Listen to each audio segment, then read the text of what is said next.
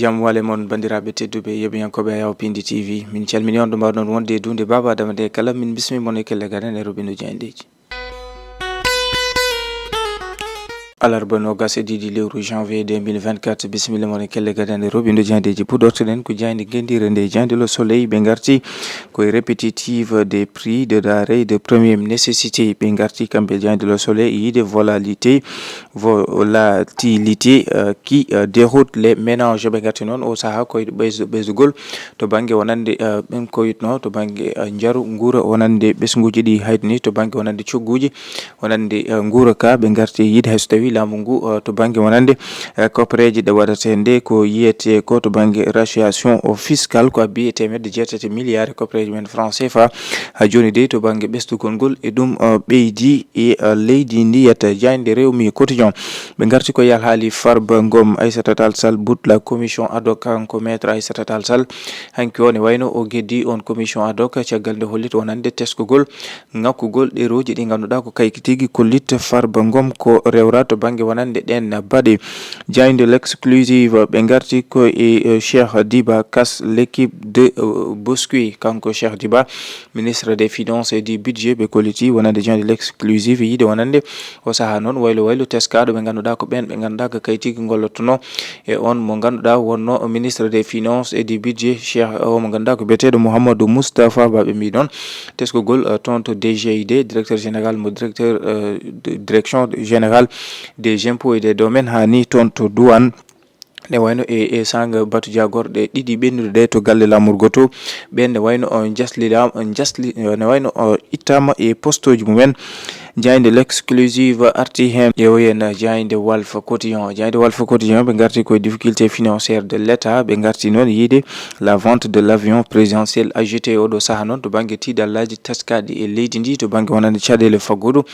won hen miijima beele o saaha yontani yeyde kan lanadi o ka mawɗo leydi Sénégal jayde Walf Quotidien ko hen dawi kono ɓe garti Aissata Tall Sall jaltal mum hani e jaltugol e on commission ad hoc caggal nde holliti wonande on commission ne wayno tottaka ndimago mum kam e fodde nde fonno dranade o mo ganduɗa ko député maire des Agnam Farba Ngom jayde Sud Quotidien ɓe garti koye commission ad hoc sur la levée de l'immunité parlementaire du maire des Agnam Farba Ngom livré à la plénière o saaha noon to banggue on commission ad hoc caggal nde hantini golle mum o saaha noon ma nawe toon to plénière gam ittude wutte hormo kanko Farba Ngom député maire des Agnam jayde les échos ko hen ɓe garti on dossier mo ganduɗa ko dewɗo ko yitno to banggue tuumaji fewde député maire des Agnam Farba Ngom saabi kanko maître Aissata Tall Sall holliti wonande caggal nde teski wonande basgol ha joni woyete ngakkugol ɗerewol ngol ganduɗa ne hollita holko saabi dewgol omo ganduɗa ko Farba Ngom e caggal nde o rewra ɗum noon ko caggal nde o namdi on ɗin ɗereji ɗi ganduɗa ko gartoji e tuuma dewraɗi e kanko Farba Ngom o totta ko ɗum saabi jaltugol makko e on commission ad hoc jayde les échos arti hen jayde l'observateur kamɓe ne ɓe dawi hen la défense de Farba Ngom claque la porte de la commission ad hoc ɓen ɓe ganduɗa ko kayitigi mbaɗata défendre Farba Ngom toon to commission ad hoc maître Aissata Tall Sall ne wayno o yalti e on commission o hooli ko caggal nde ɓe ngakkira tawini ɓe keɓani ko yete ko gol ɗerowol kollitowol tigui ko rewra kanko Farba Ngom député maire des Agnam kono ɓe garti kamɓe l'observateur yo on mo ganduɗa ko to banggue tariki mum on mo ganduɗa ko biyeteɗo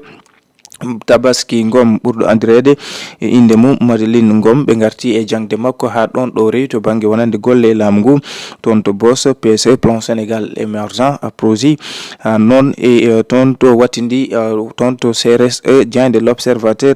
arti hen jayde point actu ɓe garti koyo saaha noon ittugol Barthélémy Diaz e maire de la grande ville mbo Dakar ɓe kolliti noon ɓen ɓe ganduɗa ko conseil municipaux ji ɗi e nana e darde gam yidde fawtodono mo ganduɗa ko directeur mbo Sicap mo ganduɗa ko Maga Souba ɓe kolliti noon o no saaha jewte e nana mbaɗa hakkude ɓen conseil ji e on mo ganduɗa ko kanko tigi woni Maga Souba beele lomto Barthélémy Diaz kono ɓen ɓe ganduɗa ko taweteɓe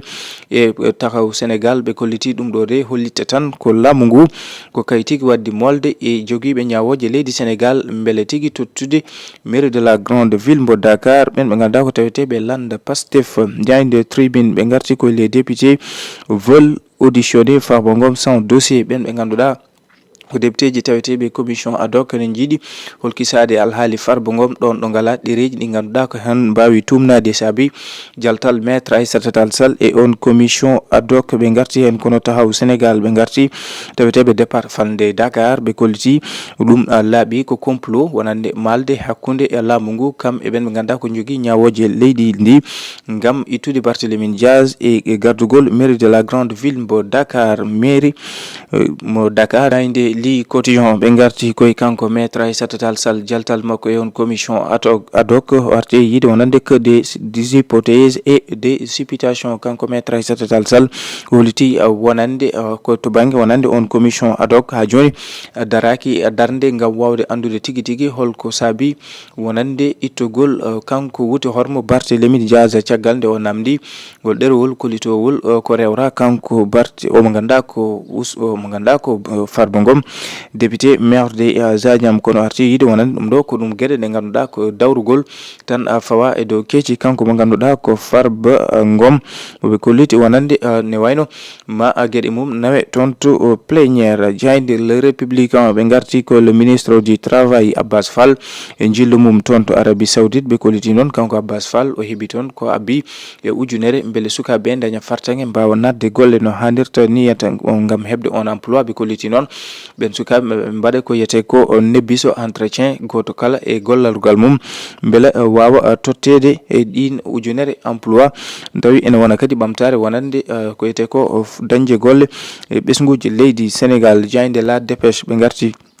ko noonne kadi dañoɓe golle o mo ganduɗa ko Moustapha Mbaba Guirassy jagorɗo kalfinade jangde lesɗe nde holliti noon ko abbi ujunnaji ɗi enseignant ɗum ne kadi ma ƴette ko ɓoyani ko e jayde la dépêche jayde le quotidien ɓe garti ko e poursuite du parquet financier Farba Ngom en pole position to o mo ganduɗa ko Farba Ngom mo peɗeli jofa e mum to banggue wonande dirtinde koppareji rendo saabi noon ɓe kolliti oɗo saaha ne wayno ɓen ɓe ganduɗa ko yiɗɓe yaadiɓe kam e landa APR darima gam jattinade kono huccodirde e laamu ngu wawde daranade kanko député maire de Zadiam Farba Ngom kono ɓe garti e on commission ad hoc maître Aissata Tall Sall mo ganduɗa holliti wonande ala fo ɗo ɓe keeɓi ɗin ɗereji ɗi ganduɗa ko kollitoɗi wonande ko ɗum woni ko rewra kanko député maire de Zadiam Farba Ngom saabi ne wayno ummogol makko e on commission ad hoc